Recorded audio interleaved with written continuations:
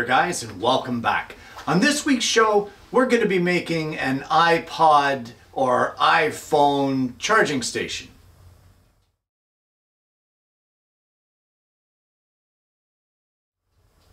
Well, I don't want you guys to get all excited and bent out of shape like this is some kind of crazy feat of engineering. What it is if you've ever owned an iPhone, or you know what, any phone for that matter, there's nothing worse than all those silly cords hanging around and you know, you put it on your desk, it's charging. To me anyway, it's a bit of a pain. So I thought it might be a good idea to have one that could hang on a wall. And like I said, it's not a big feat of engineering. I'm no rocket scientist. In fact, I saw a picture of one of these online and I thought I would come up with my own fly by the seat of your pants design. So what we're going to do is we're going to head over to the bench and we're going to start off with some 1/4 inch maple. Well, I have a scrap piece of 1/4 inch thick maple, and what we'd like to do is I'm going to cut this piece of stock to 1 3/4 inches wide, and we're going to make it 7 1/4 inches long. So I'm going to cut that, and then we're going to discuss what it is that we're going to do for the rest of the project.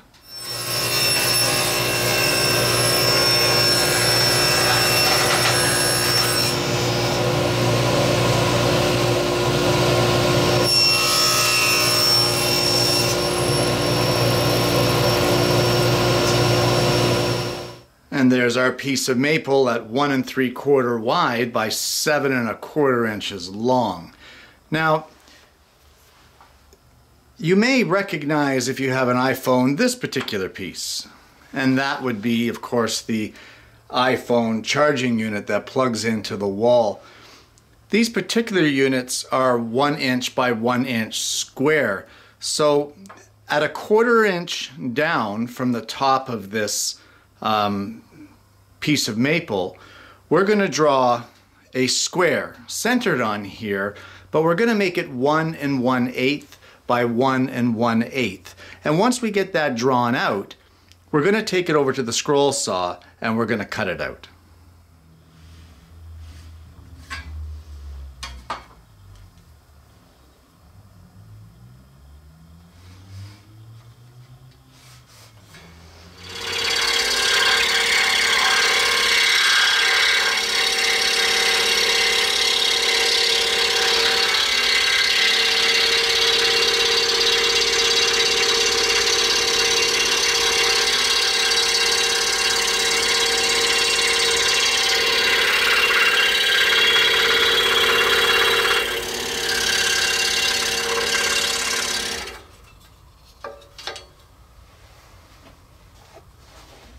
Well, we have the hole cut, and you may notice here that I have curved the corners of this particular hole, and all I did for that was I took the charger unit and sat it over top of my markings and traced it to match the profile. As I said in the intro, this isn't a rocket science project. So there we go, there's our hole for our charger. The next thing that we want to do is we want to put this aside, and we're going to work on the base that's going to hold the phone. Now for our base piece, we're going to use some 1/2 inch maple, and we're only really going to be concerned with the width of that piece at this point in time, and that width is going to be 1 3/4 inches, same width as what that backboard piece was that we cut earlier. So let's head over to the table saw and cut some 1/2 inch maple at 1 3/4 inches wide.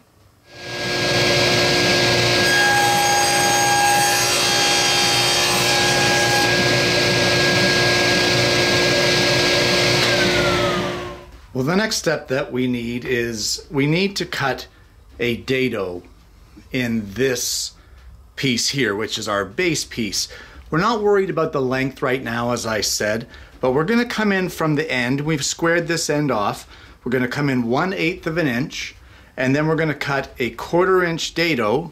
That'll coincide with the thickness of our backer piece. So a 1/4 inch wide dado, and we're going to go 3/8 of an inch deep.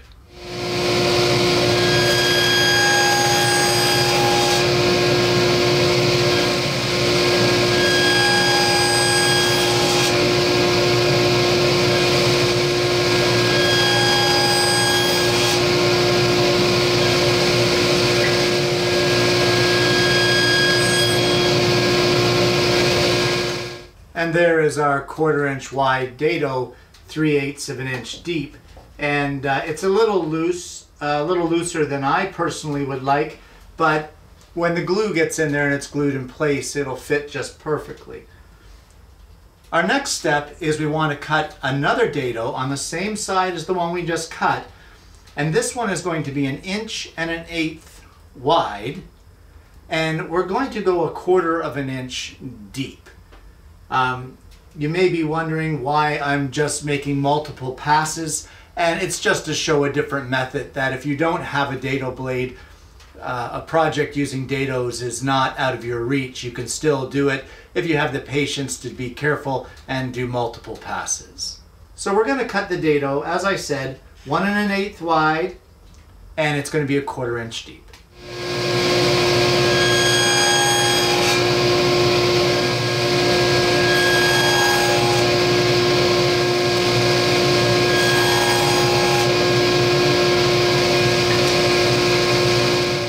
Now that you have that second dado cut, we're going to take it over to the bench.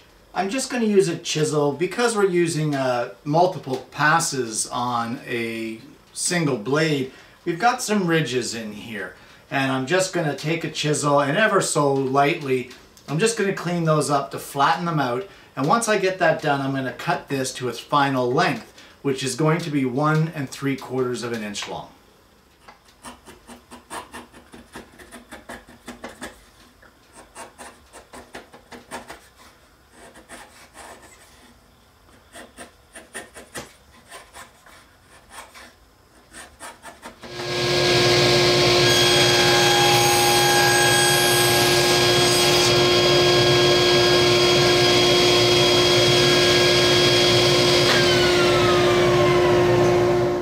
The next step now is we need a notch in the front.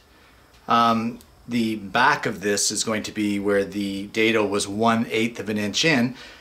In the front piece, we need a notch that'll be centered, and we're going to have it 3/8 of an inch wide. And you want to bring it just past this little edge here. You probably want to bring it back about another 1/8 of an inch, possibly even 3/8. I'm going to say 3/8. So 3/8 of an inch wide, and then 3/8 of an inch back from this ledge right here. So I'm going to mark that and take it over to the scroll saw and cut it out. And there is our notch cut in the front of our base piece. So the next thing we want to do is give this a good surface sanding on all of our pieces. Don't worry too much about the edges right now, but give it a good surface sanding and then glue your upright into that initial 1/4 inch wide dado that we cut at the first step of this project.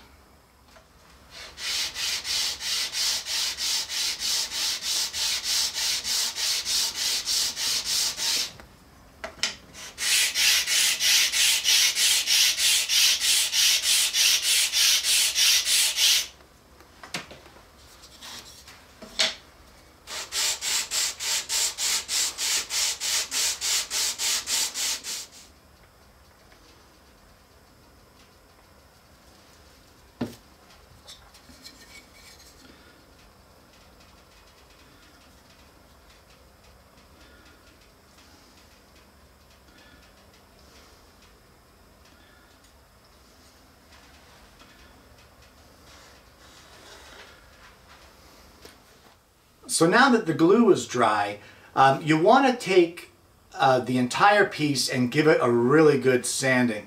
Those sharp 90-degree corners on maple can really take a nice slice out of your finger, and this is something that will get a lot of hand use from touching, handling, etc. So get the sandpaper in there, take all those sharp edges off, and just make it so that the edges are nice and soft. Then we'll come back and I'll show you how to put this thing into use.